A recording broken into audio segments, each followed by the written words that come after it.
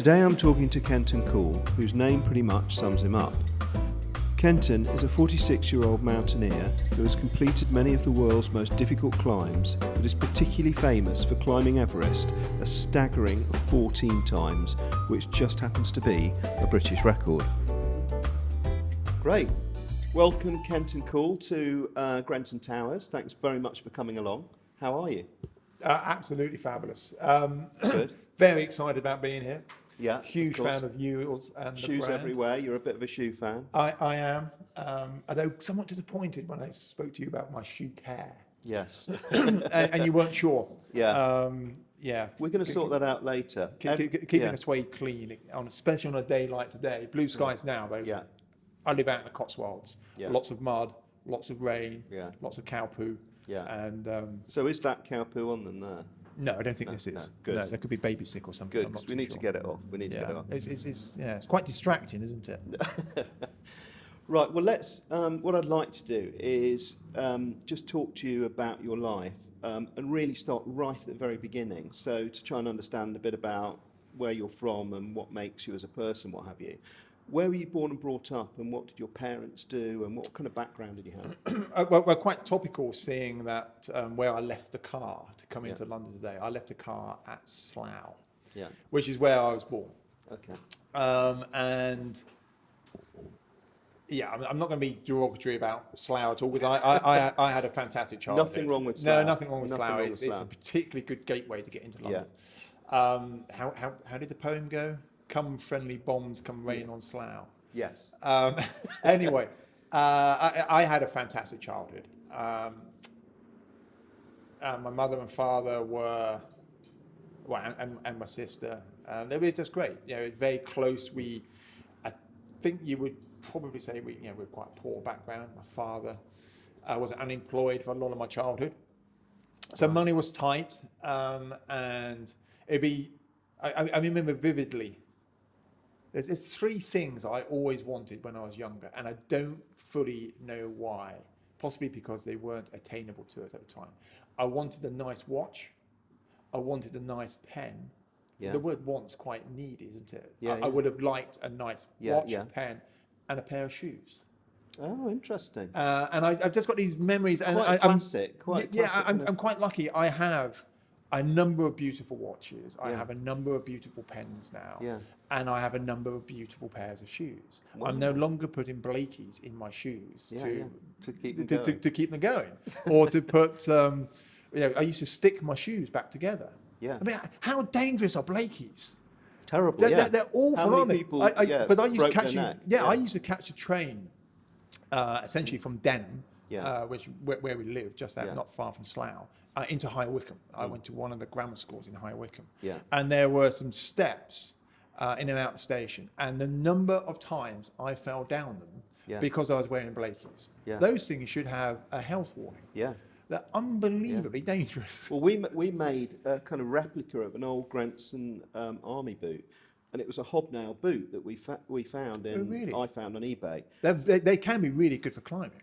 Because so traditionally they used to climb in hobnail boots. Wow. And there was a specific type of construction. I think it's called the tricorny, and it had metal sort of. Just grab it. It would have had metal. So a hobnail boot obviously has the traditional hobnail, but the tricorny would have metal edges around here, which were particularly good for standing on small edges, small rock edges. Wow.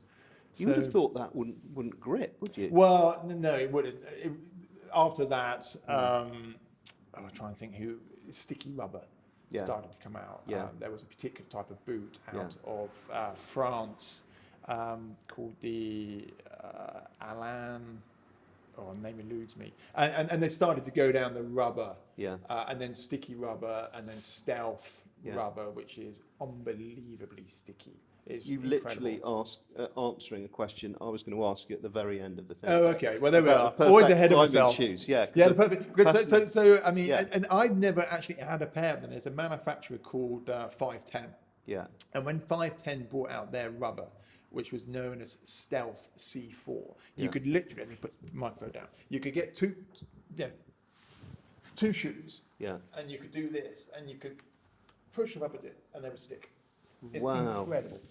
Oh Absolutely my word. incredible. And Yeah. how long ago was that then? Is that a when recent when thing? no when Oh, right. Stealth C4 came out, probably making up maybe mid-90s, Okay. and it kind of revolutionised. I mean, everybody Climbing. was wearing. Yeah.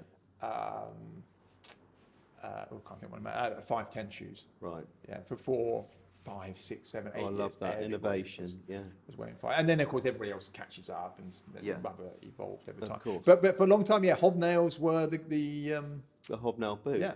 Right. So going back to your family life, what I'm interested in, the things you were talking about there, quite urban in a way, a watch and a pen and a what have you. Yeah, and I don't know Shoes. why. Was it not? Was it not a big outdoorsy life? Did you not? Not really. Well, yes, it was. We lived inside the M25. Yeah. But we were very lucky that we lived in the corner of a farm field. I mean, it wasn't our farm. We had a tiny, weeny wooden bungalow, no mains drainage, no central heating. Very, very basic, combined with very little money at home. And it's a bit of a cliche, but we were literally sort of thrown out the front door on a Saturday and a Sunday and left to do whatever we wanted to do. And then my father was a photographer, but he was also the scout leader, and he just had this passion for being outside. So we used to do long walks with the dog. We used to collect wood for the wood burning stove. So we were forever outdoors. And although there's no pedigree in climbing or skiing, which are some of my big passions now, there was that education and introduction to being outdoors. And I suppose you would call it fieldcraft. Sure. Learning about the different trees, or the silver birch tree like you got outside, or what birds at what time of the year. And my father loved butterflies. Huge laburnum tree or bush. Wow. That encourages butterflies, and we would have all the identification books and et cetera, et cetera. So, And were you at that stage? Were you like an adventurous kid? I mean, were you? I was very good at falling out of trees. Were you? Well, okay. I Falling think out. so. You shouldn't. Fell out a couple. But yeah, you were. I You think were like. we were always, because there was quite a big wooded area on the farm. Yeah.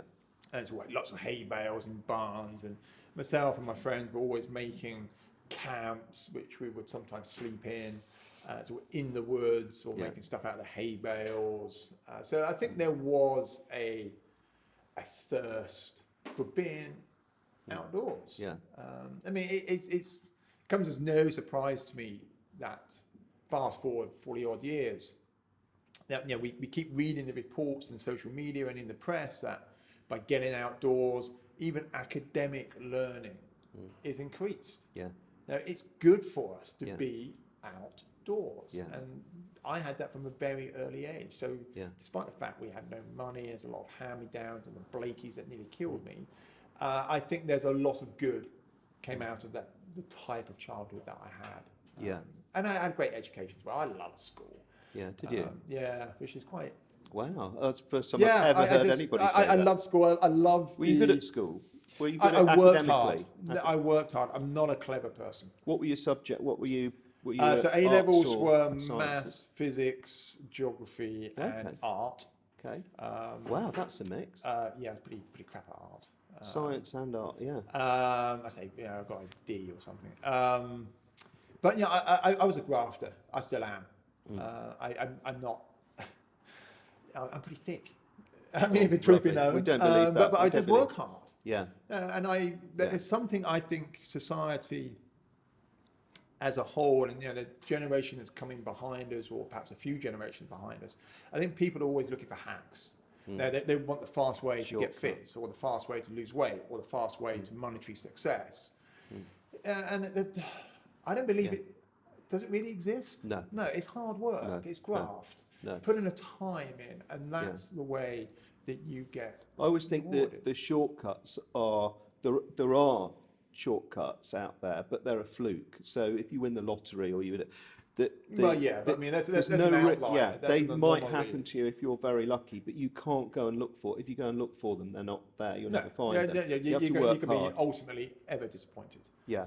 Whereas, if you set yourself on the journey and put the time in and the graft in, and accept failure for all it is, and get yourself back up again, and try again. And I was relatively successful through school, through hard work, and that pressure system, the discipline. I went to grammar school, really super lucky. I won a place at grammar school. Yeah. And I work well under that discipline. And are you a disciplined person? It No, sounds like you are. Are you? Sorry, I'm probably not allowed to swear. Yeah, no, I'm not. I'm inherently lazy. And I need somebody that's such a weird thing to hear. I need somebody to apply the discipline. Right. So I'm forever telling people that I'm working with, never be shy of pressuring me. Give me a deadline, and I'm great. Yeah. Give me 8 months, 9 months to do something, I'll leave it to the last 3 weeks. Yeah. That's quite a common thing. I think it is, but that's like bad discipline. Yeah. It's. Okay. But I think the only good thing is at least I have a modicum of understanding that that's what I'm like. Yeah, and you're also probably incredibly efficient at that bit where it suddenly has to be done. Yeah. You have to do it, and then you're always very good at focus. But then you're always left thinking, oh, what if? Yeah. What if I spent 9 months working on it, Yeah. not 3 months working on it, or 3 weeks, or 3 days? Yeah. What would the end result be?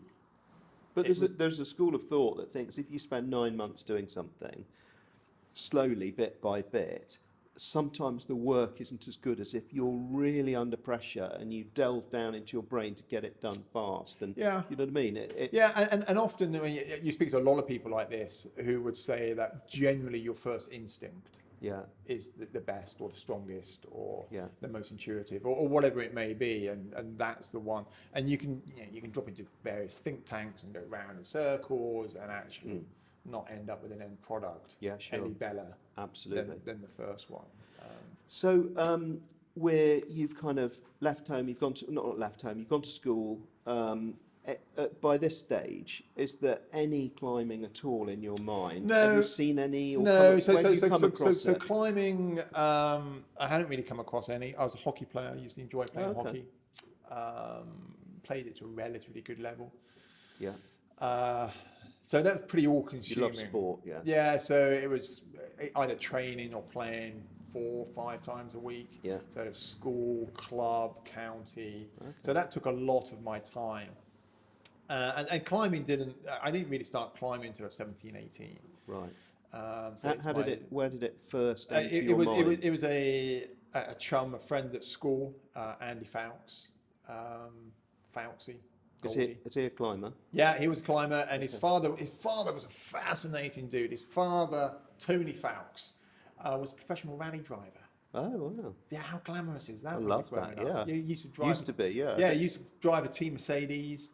He attempted the Paris Dakar 3 or even 4 times on a massive Honda African twin motorbike, unsupported. Proper hardcore stuff. Wow. And Tony climbed a little bit. Andy climbed quite a lot. And we were lucky where we lived, not far from where we were living, was Brunel University. Oh, yeah. And Brunel had, at the time, a state-of-the-art climbing wall. Okay. Pretty basic by today's standards. And as I said to Andy one day, we were at the same school, in the same year group, but we didn't really know one another. And I said to him one day, listen, I know you climb, but can you take me down the wall? And he said yes. So he's got, in one hand, he's got a lot to answer for. And I think the initial spark of interest is, I remember it quite vividly, actually. We were the actual day when do you remember the first day? So what it was, we were on a scout summer camp up in, I think it was Ashover in the Peak District, Southern Peak District. And we did a 2-day hike. I liked walking, I liked being in the outdoors, so we did a 2-day hike. Yeah. And we were waiting to be picked up, and we went into local newsagents in somewhere in the Peak District. And I remember looking through the magazines, and there was a picture in a magazine, I think High magazine, which is a climbing magazine. And on the front cover was a picture of somebody who I subsequently got to know a little bit, guy called Ben Moon. Okay. And Ben Moon had just done the first ascent of a climb. So nobody had ever done it before. And it was called Hubble. And at the time, it was considered the world's hardest climb. Where was it?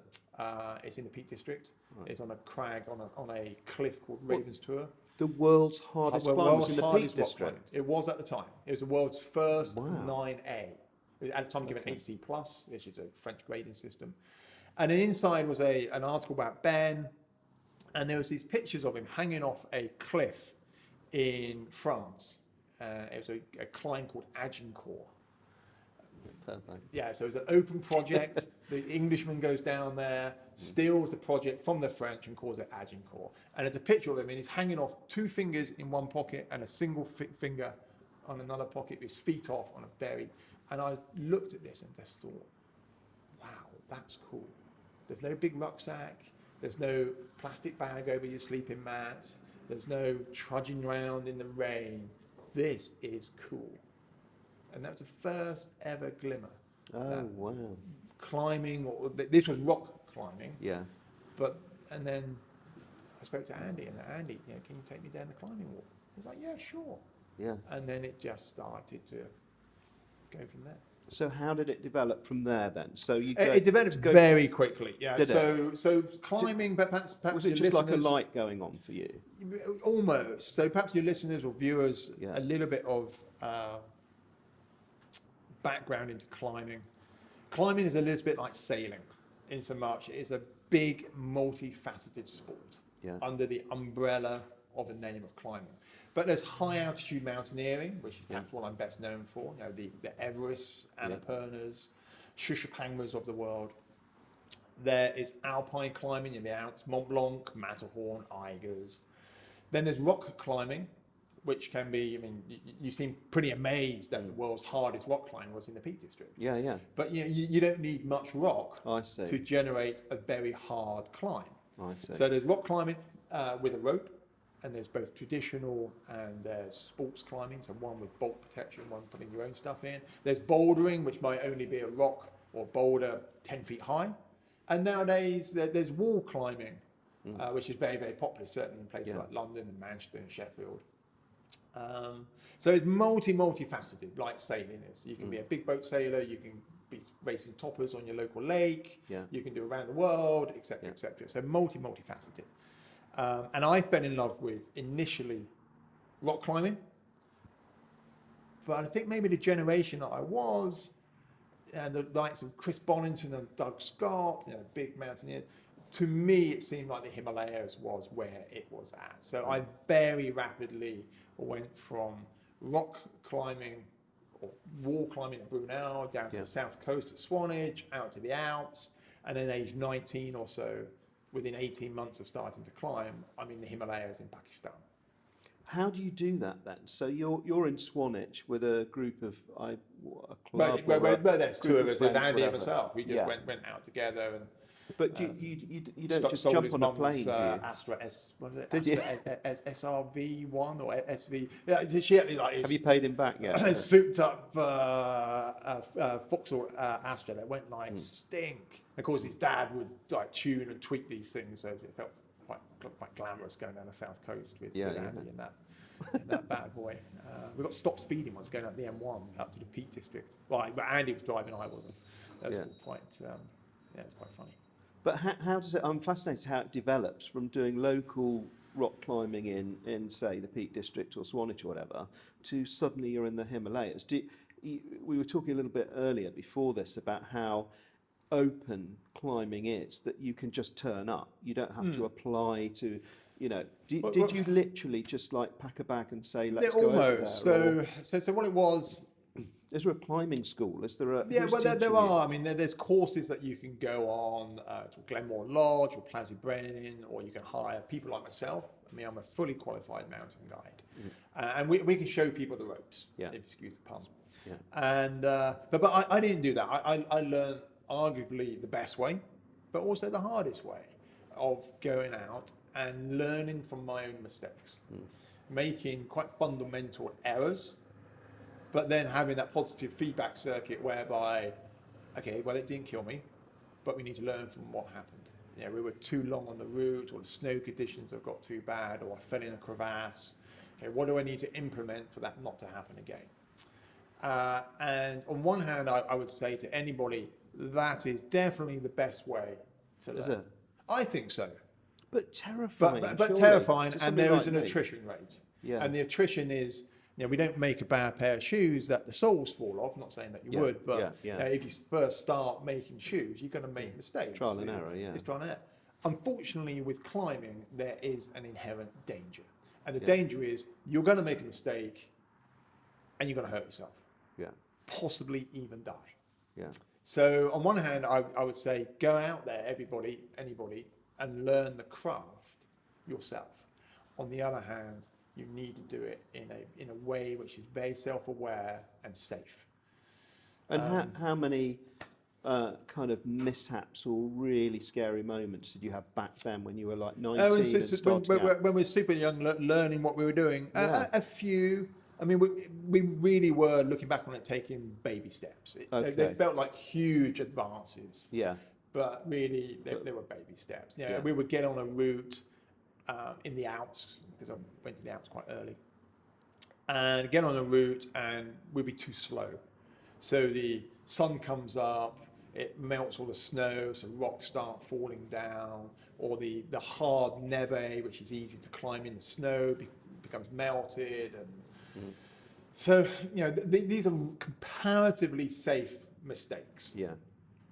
Comparatively, that's Well, a yeah, word because, that's... well, you can still be hit by a falling rock. Yeah, yeah, of I course. mean, of course. one of my heroes, I suppose, growing up that I read about was a flamboyant English climber called Alex McIntyre. Climbed a lot with the Eastern Europeans, especially the Poles, and he was trying the then massive wall in the Himalayas called the South Face of Annapurna, one of the biggest walls, and back in the 80s, very, very sought after. And they got to a rock band that they couldn't get through, so discretion being the better part of valor, they turned round, him and his Polish compatriot, and it started to come down. And apparently there was one rock all day that fell, and it hit McIntyre on the head and killed him. My God. So, you know, saying earlier that, you know, these are comparatively safe mistakes. Yeah. You know, we're too slow, the sun comes up, sun melts the snow and ice that releases the rocks. You know, stonefall is a very dangerous thing in mountains. Do climbers have a kind of feeling of fate that if that happens, it was kind of going to happen, it was meant to happen? Well, or I don't know. it's not like a superstitious thing? Or... No, I mean, and this might upset some of the listeners and viewers, but I mean, I'm not a particularly religious person for many, many reasons. And, Yeah. you know, I won't go into it. Religion is a very contentious subject. Yeah. But I do, to a certain extent, believe in you know, spirituality and karma, Yeah. and that sort of thing. And are we on a predestined path? Are we on a journey which is actually beyond our control, and we are meant to turn left when we turn left, or turn right when we're meant to turn right, and it's actually all I don't know. Who knows? Yeah, who knows? I mean, Yeah. it's a fascinating discussion that But you doesn't see, have a definitive What's end. interesting to me is I would imagine that if I was halfway up Mount Everest, like terrified as I would be, I would think about those things a hell of a lot. Whereas making a pair of shoes and hoping that somebody's going to buy them because they like them, I probably don't think about those things Yeah, a but lot. Tim, Is but, it- but you need to look at it a little bit. There's a very established, well admired brand.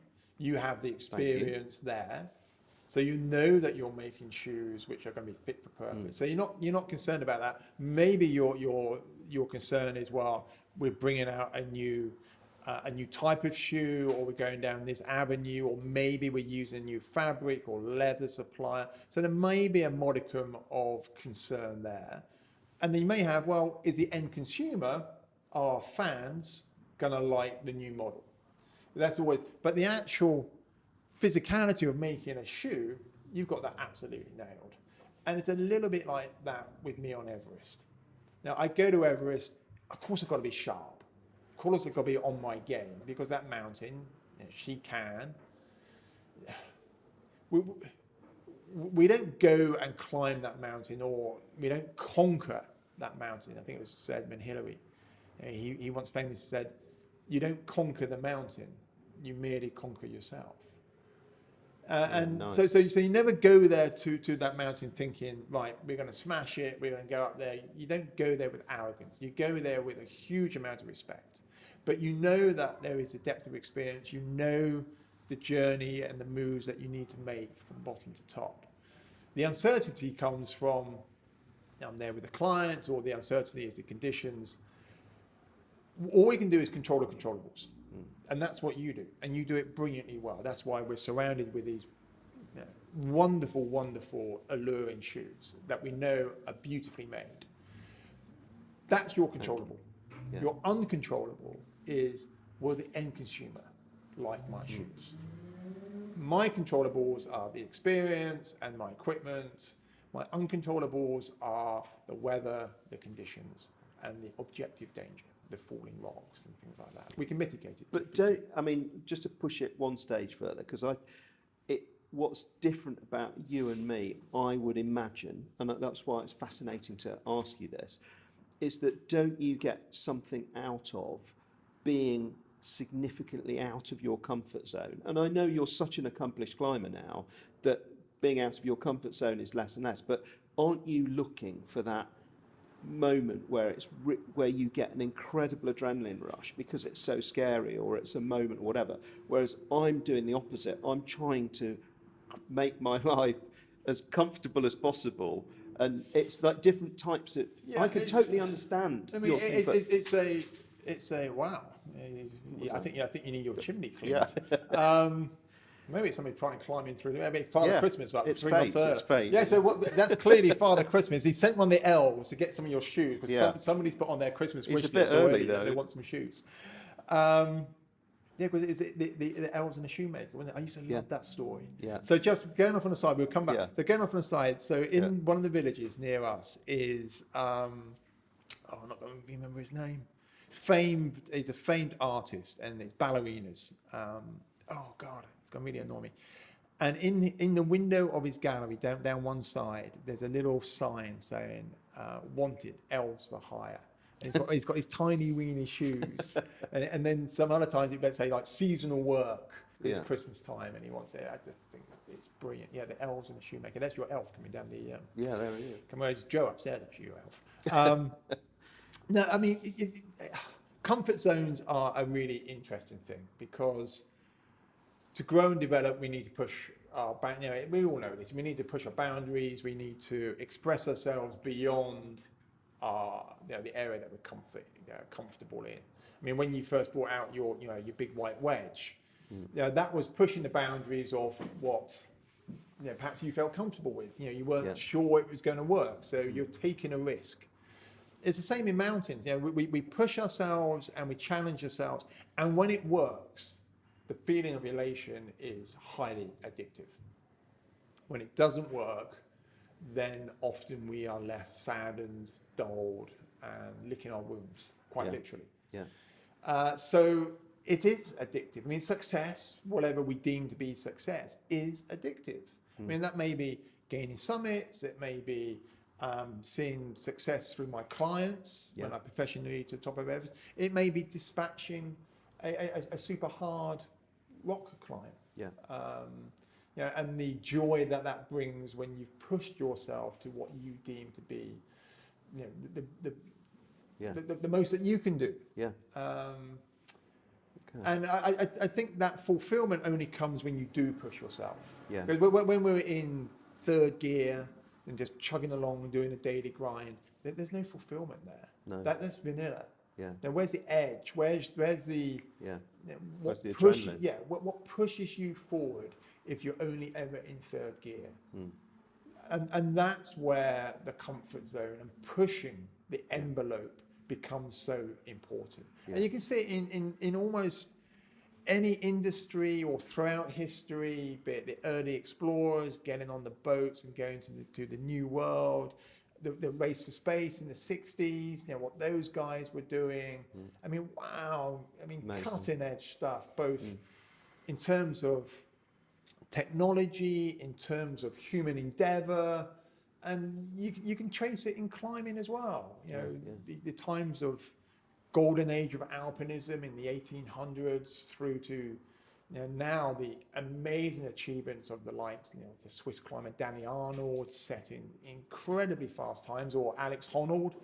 People have probably seen or heard about his film Free Solo. Yeah, they're raising the bar so high. So high. And that's pushing the envelope. That's pushing the button. And we need that to continually develop, to become better versions of ourselves. I mean, if you just punched out the same shoes time and time again, there will come a time that you won't get out of bed. Because we wouldn't have any money to, because nobody would buy them. Nobody buys it. But just very quickly going back, I'm quite interested in what how did your parents feel about you doing this? I mean, for two things: one, the danger, and two, I would imagine when you start out, you don't know that it's an actual job that you can make money from. It wasn't a job for years and years and years. So I was the first. I was the first person within our family to ever go to university. I went to Leeds University, really, great university, and a little bit of chest beating. I was invited back last year and given an honorary doctorate, which was incredibly proud moment. Fantastic. Although somebody did point out and burst a bubble. I said, "Wow, so you're in fact now Dr. Cool." And I'm like, "Wow, yeah, that sounds pretty cool." And they said, "That's a very strong name for a Bond villain." Dr. Cool. Perfect. It's a great So I went to university and came out with a pretty good, I got a good 2:1 degree. I was looking at getting into oil and gas exploration. So again, slight of sort of adventurous feel, but also quite a lot of money in it. And then I became a climbing bum. I worked in ski shops, climbing shops in London. And then I started to work on the side of buildings, window cleaning. Really? Using ropes and harnesses to window clean to fund the habit of climbing. Now, I was a climbing addict. I just went on expeditions to India, to Pakistan, to Nepal, to Alaska, to South America. And I was all self-funded by window cleaning, in its rawest sense. So I do sometimes wonder if my parents, who unfortunately are no longer with us. In fact, it's only a couple of days ago, the anniversary of my father's death. Oh, sorry. And I do sometimes wonder if they were scratching their heads thinking, what is he doing? I mean, they would never admit that to me. It would be understandable, wouldn't it? Yeah, I think it would be understandable. But then as notoriety grew, and then it was a very seminal moment. I'd come back from India in 2000 or 2001, I think. And I was at Heathrow Airport, and Slough's not a million miles away from Heathrow, and I needed, I forget what, £2.10, £2.60, £2, whatever, £1.60, to get home on the bus, and I didn't have it. Wow. And I was 30 years old. Was it 2001? So not even 29, 28. And I had no money. No, I didn't have £2.60 to my name. I come back from this big expedition, and I found myself looking at these two huge bags and a porter ledge, a ledge that you can put on the side of a cliff, worth tens of thousands of pounds. I was on the front cover of magazines. I was being profiled by magazines in the US, in France, in Poland. And I had this moment of, if I'm such a celebrated climber, I need to try to do something to monetize the notoriety. And it was at that moment that I thought, right, I need to be a little bit more strategic in what I do from this point forward. And maybe part of me died at that point. Oh, no. Oh, what? Because as soon as you start to monetize something, what an amazing thing to say. The love gets dulled ever so slightly, perhaps, or perhaps it was in me. I don't know. That's you looking back, or was that at the time? No, looking back. Looking back. Looking back. No, looking back. Yeah. Now, at the time, time nothing changed. It's like I still love climbing. Yeah. It's just like I need to do something now to. Yeah. So next time I come back, I do have £2. I had to ask people. at Heathrow. That's amazing. You know, But what a pure kind of life you were living in that sense. Oh, it's that you're absolutely just doing fantastic. what you absolutely it love, was regardless of the consequences. Yeah. That's Yeah, amazing. it was great. So, just going back into the progression, was there a kind of first big climb that really kind of put you in your mind on the map? I don't necessarily know the maps of the climb. it was. We went to, it was probably, maybe not a climb. I started to partner a man called Ian Parnell. And Ian, at the time, was a sort of photojournalist, but also a very, very good climber. Yeah. And we formed, over a period of about 4 or 5 years, a very fruitful partnership. We did some really out there climbing. Yeah. In Alaska, in India. And of course, Ian was taking photographs. So those photographs started to find their way in the magazines. I mean, it's all pre-internet. Yeah. So magazines were the way that information got around. And it was after we did 2 seasons back to back in Alaska in 2000, 2001, 2002, something like that. And it was on the back of doing some new routes, some hard repeats of routes, and Ian getting some fantastic imagery that the notoriety started. Because Ian would write about it. Yeah. And it would appear in things like the Alpinist magazine or Montaigne in France, etc., etc. And all of a sudden, people began to stand up and take note.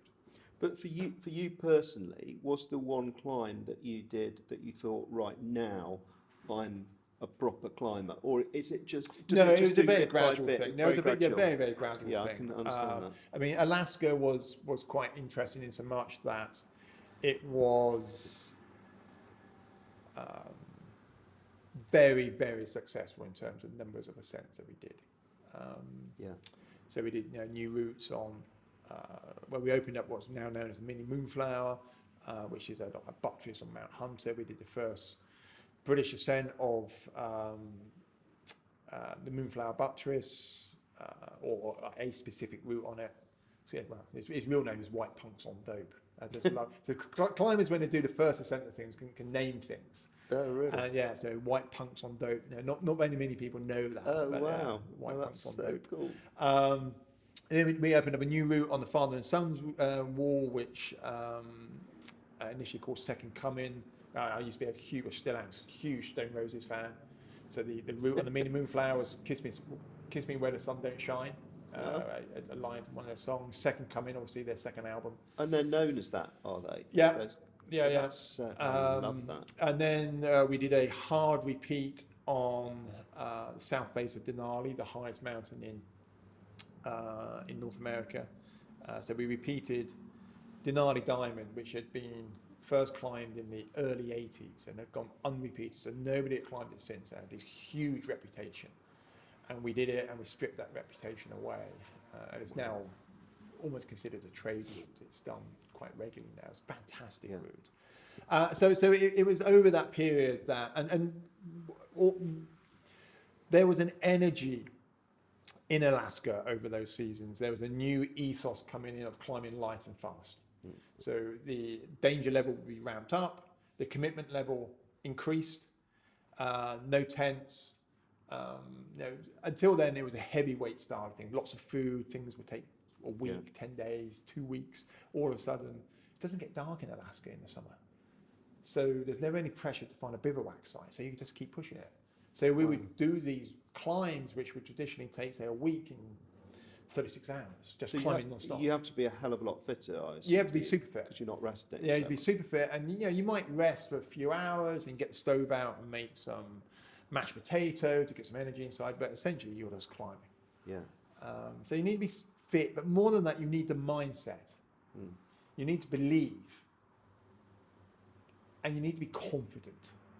Because if there's chinks in the armour, then that will start to manifest itself, especially as you grow tired and you might be on belay duty, so you're stood there and in your team, you're running up a hard pitch or whatever you're doing, and you're lost in your own world and your own thoughts, and the demons can come and find you. Yeah.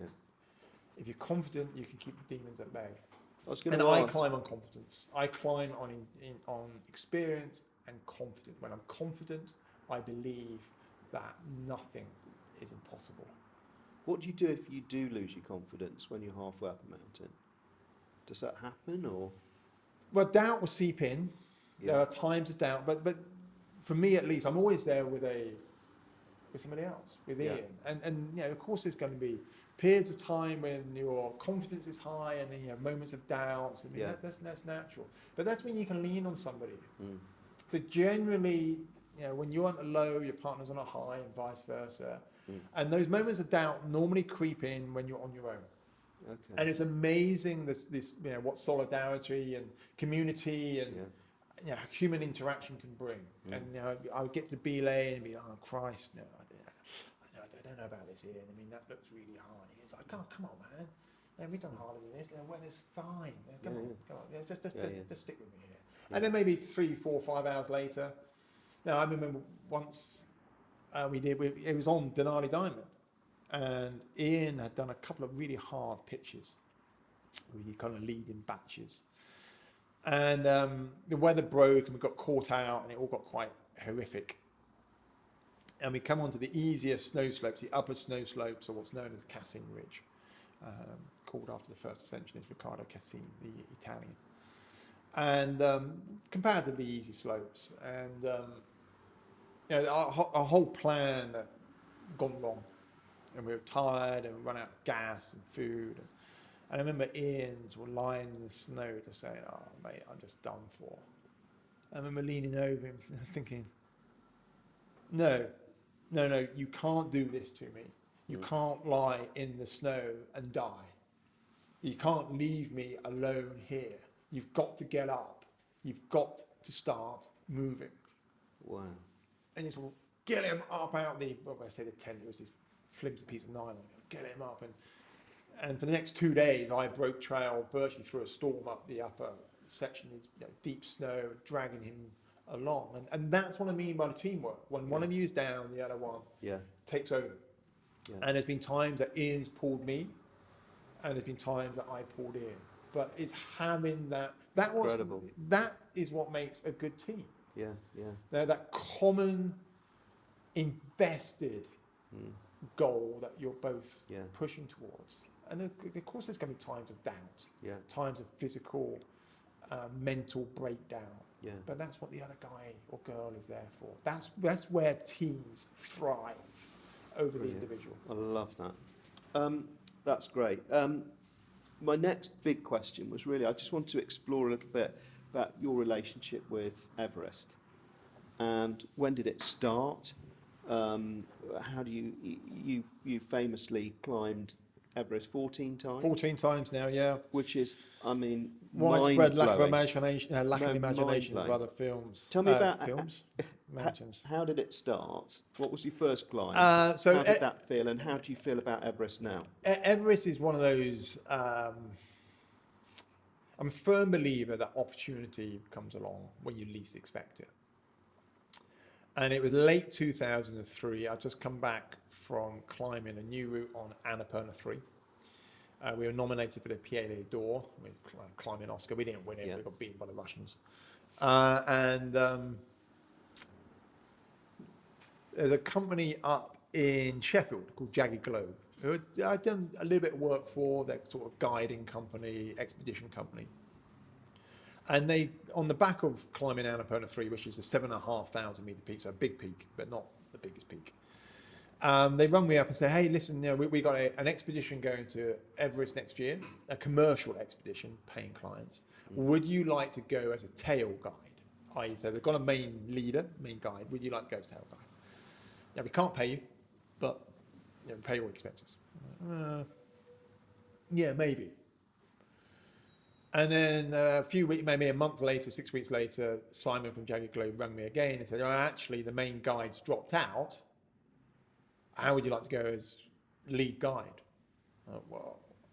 Okay, well, I really appreciate your confidence in me, but you know, I've not been to 8,000 meters. I've not really led an expedition, you know, commercial expedition in that manner. And Simon is one of these lovely men. And he said, yeah, I know, but we believe in you. And I said yes. The pay was appalling. Yeah. Really.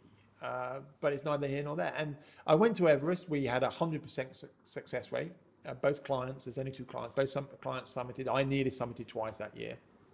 And I really enjoyed it. I mean, I already knew that I liked Himalayan expeditions. I liked the Sherpa people. I liked the country, the food, the culture.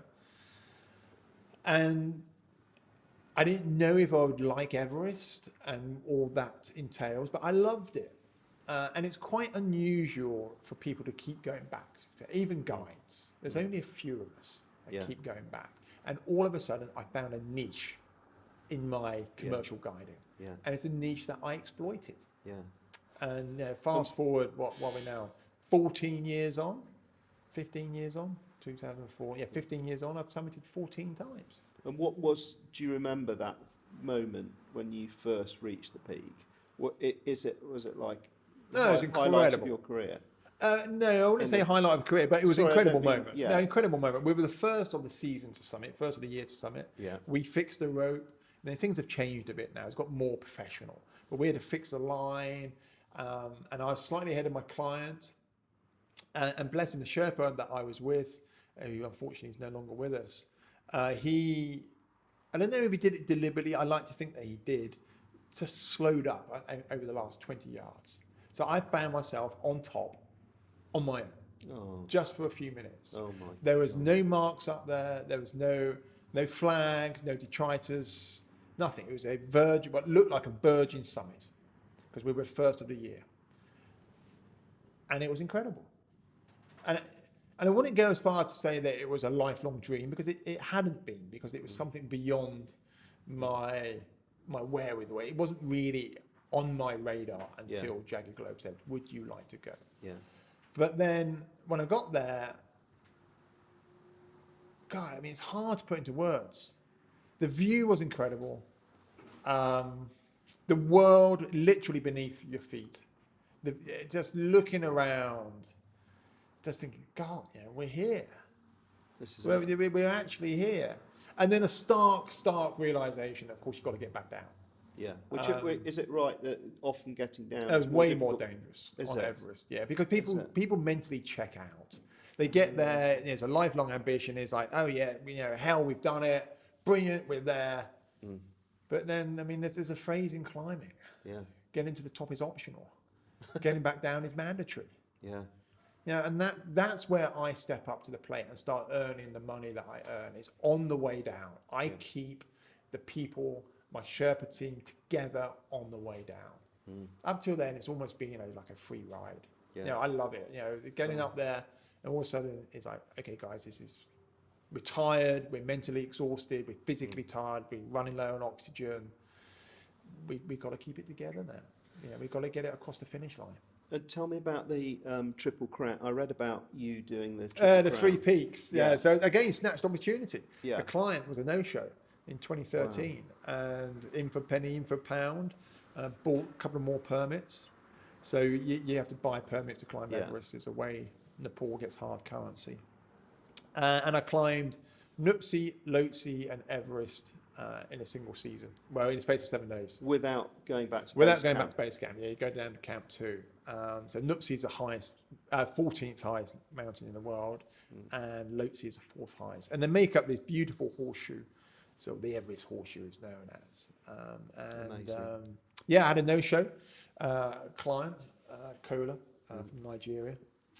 You make all sorts of jokes about those Nigerian emails coming into your inbox. And I could have just gone home to the family. I had a very young daughter at the time. Yeah. Has having children changed your view about what you do at all? Or? I think it has. I think there's been a natural progression, getting married, getting into commercialism. Yeah. So when you work in the commercial world, you can't take the same risks as perhaps I would have done personally. You just can't, because you are looking after somebody. So your risk appetite has to be somewhat tempered. And more recently, my climbing, this is what I said earlier about how part of me died the moment I thought I need to monetize what I do. In recent years, my climbing has almost solely been commercial. So I've been looking after other people, fulfilling other people's dreams. I love it. I love being in the mountains. It doesn't really take away my personal enjoyment, but it's a different enjoyment than it was, say, 20 years ago. Yeah. And because I'm there commercially and my risk appetite is tempered, it's tempered in a way which it is aware that I have a young family. Yeah. And I'm a very emotional person. At the same time, I'm acutely aware that when you're on these big mountains, we end up what climbers call it the death zone. An area on the mountain where, even with supplementary oxygen, the oxygen that we breathe, your body's not supposed to be there. The low pressure means that our body is slowly deteriorating to the point that it will just die. How long that is, we don't know. It's a ticking time bomb. So it's called a death zone. And as I said, I'm very emotional. At the same time, decision making at 8,000 meters, it has to be 100% logical. There can't be emotion. Yeah. As soon as emotion steeps into your decision making, you are arguably going to make the wrong decision. Yeah. And unfortunately, having Saffron and Willoughby on my shoulder, in the back of my mind when I'm executing a summit push, you got to get rid of that. That's emotion. Yeah. That's emotion that's going to have Change your decision making. It's going to have an effect. Yeah. Either positive or negative, I don't know, but it's going to be an effect on your decision making. And when I'm at high altitude, perhaps we're on a summit ridge of Everest, there's 5 things I'm concerned about. And that's all. It's how is the client physically and mentally? How is the Sherpa team? Where is the Sherpa team? How much oxygen do we have? What is the weather? What is the underfoot conditions? That's the only thing I'm concerned about. I don't give a shit about anything else. Nothing. I don't care about my family. I don't care about my tax return. I don't care about what Boris is doing in number 10. None of that bears any. None of it bears any sort of resemblance to importance. No. In the moment. Is those 5 things. Those 5 things are the only things that matter in my life in that moment. Because one of those things goes wrong, everything else, the family, tax return, boys, and number 10, is arguably it's going to become irrelevant because I could die. Yeah. So I have to be, I call it binary thinking. And I have to be very callous with that thought process. And part of the problem is at 8,000 meters, even with supplementary oxygen, you are starving your brain of O2. And the first thing that gets affected when you starve your brain of oxygen is rational, cognitive thought process. The ability to make decisions. Yeah. The irony is incredible. The one place where decision making needs to be absolutely 100% accurate is the time that you are physically impaired in making those decisions. Yeah. So I can't think beyond those 5 things. In fact, I struggle with those 5 things. My wife would say I struggle with 2 things, but there's not anything on that. No, so it's so amazing. Logical thought process. It's the only way you can make those far-reaching decisions. It's not just is the summit in question. It's my client and my Sherpa team's lives are in question. So if you ever need anything to keep you sharp, if I get it wrong, someone's going to die. Yeah. It's as simple as that. That's a big thought. And of course, that's exactly why I know you do a lot of speaking and what have you. And all of that stuff is really useful for people in their normal lives as well. Tell me well, it is, as long as it's relatable. And that's the issue. So I might go into business, and I ask this question quite a lot. What keeps you sharp? What keeps you hungry? You've got to be a hungry dog. What keeps you hungry and sharp? For me, it's simple. I'm really lucky. I'm kept sharp by the knowledge that someone's going to die. Survival then. And Yeah. Yeah. That keeps me sharp. Now, it's a very powerful question. What keeps you sharp Yeah. on a daily basis? Yeah. And Well, do you know that's what? a powerful question. The weird thing is, it a lot of the time it is survival for me, but in a different way, or for people who own their own businesses, survival. It's like keeping you sharp is about growing and getting bigger and faster and beating the opposition. A lot of the time when you own your own business, it's survival. Literally, there's a bank sitting there looking at you every day and going, if you go below that level in cash, we're going to come in. Yeah, we're going to default. And you think, shut you down. yeah, and every day bills come in the front door, and every day we sell shoes and money comes in that door. The gap between the two keeps you very sharp. But the really interesting one is, you're the business owner. Yeah. So the buck stops with you. Yeah. As you trickle down from where you sit Yeah. down to the staff or the sales staff and things like that, Yeah. that's where you have to question sometimes where the sharpness comes in. Yeah. Because it's very easy to be comfortable and go through the motions. And what's the risk? Yeah. Okay, well, I might lose my job. Well, that's okay. I go across to the gallery opposite and I'll get a job there. Yeah. Or I'll go down the road and get a job there. Yeah. So, what is the risk there? Now, I'm not saying that's the same with everybody, No. but you're kept sharp knowing that not only do you have a business that is potentially at risk, but you have a workforce that also relies on you. Yeah. In the same way that I have a Sherpa team that relies on me, Yeah. and I have clients that rely on me. So there is an added impetus for you. I don't use it like using the term, but to survive or succeed. Yeah. The company, it needs to survive because blah, blah, blah, blah, blah. But the issue is, as you dilute that down, unless there is a culture and environment where where that employee is invested beyond a pay packet. A pay packet, money is such a shit driver, such a poor driver. Okay, I've got a pay rise, fantastic. Okay, so I'm going to be really motivated for the next 3 months.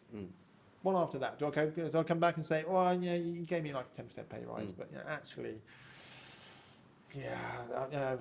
I need a 20% pay rise got now. more than It's a poor driver. So Yeah. you need to generate that culture and environment where people feel that they belong and they want to do the very best that they can do for that brand, for the company, for you. That's the important. If you can generate that, then you are helping the staff, you're helping the team to stay sharp because they feel that they are part of what you are. And that's really an important thing. That's a masterclass for our followers right there. Normally they'd have to pay for that. So finally then, what next? What have you got on the horizon? What next? Well, I'm back to Everest next year. Yeah. So super excited. Working with a lovely man, Ardavan. Originally from Iran. Place I know very little about. His family fled the revolution in '79. Oh, wow. So I'm learning a lot about Iran, Persia through Ardavan. Lovely, beautiful man. There's a great documentary on telly at the moment about the last days of the Shah of Iran. Oh, really? And it's all about this enormous party that he threw for all the great leaders around the world, this party and this decadence. And that was kind of the moment that sparked the revolution. Oh, that was a catalyst. It's absolutely brilliant. You should Well, look it up. Anyway. I've got to get TV first. Oh, okay. I don't have a TV, but I'm sure I can find it on. I'm sure I can find it on iPlayer or whatever it is. So I'm back to Everest. Potentially got a really cool project with one of my sponsors, which is got a big environmental pull on it. Yeah. So it's going to each of the 7 continents and telling an environmental story. I mean, I'm very conscious of the planet. I mean, I know it's really on trend at the moment. I hold my hand up. I do a lot of flying. Yeah. That's one of the key things, which is But you have systematically to do what you do. Yeah, but I don't have to do what I do I? No. So I'm very conscious of that and trying to mitigate that. So that's a cool project that we're working on. We haven't quite got the green light on funding, potentially working with the production company owned by Ridley Scott to produce a documentary on that. So that's tremendously exciting. And then just trying to be sort of the best father, to the 2 young children and a husband that I can be, which is arguably the biggest challenge out there. We talk about the uncontrollables. Talk about survival, It's like, oh my God, my goodness. And you're constantly left questioning being a father. I mean, it's uncharted territory. Well, nobody marks you, do they? So you don't know whether you're doing well or badly. You kind of mark yourself. Yeah. But it's fabulous, and love being a dad. Saffron's now 9. Willoughby turns 7 tomorrow. Great. And trying to sort of lay down like meaningful values in the young people, because they've only got a few more years where where they just soak things up. Yeah. And then past the age of about 13, 14, our values are anchored. Yeah. And it takes something quite monstrous to change our values. Big upheaval. How will you feel if they want to be climbers? I'm asked that quite a lot. Yeah. I would support them in anything they do. Yeah. I love them to be sporty. I love them to be some sort of entrepreneurial spirit in them. But I just want them to be happy people more than anything else. Yeah. And we talked about it a little bit. One of my greatest fears is what environment am I bringing them up into? What change are they going to see? Yeah. And that really, that it sometimes makes me sick to my core, thinking in 50 years' time, when I'm probably gone, what are we handing over to them? Yeah. And what was it going to be? It's going to be some sort of post-apocalyptic, like Blade Runner, in that dark, damp, sort of surreal world. Yeah. Forget when Blade Runner was set 20. It wasn't that far in the future now. Consider it was made in the 80s. No, and we're moving in that direction. Yeah, and that's not a nice thought. No. So, and that's one of the things with trying to champion environmental causes. I work quite closely with Richard Walker of the Iceland Group, big champion of single-use plastics. Well, not champion of, but and palm oil, and they had that beautiful advert last year that got banned by the Trading Commission.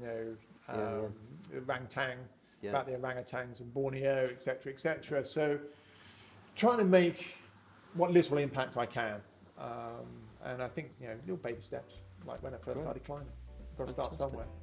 Well, thank you very much for coming in. It's been great to see you. No, it's absolutely likewise. And it's been a pleasure to be invited. We'll follow the rest of your career with interest.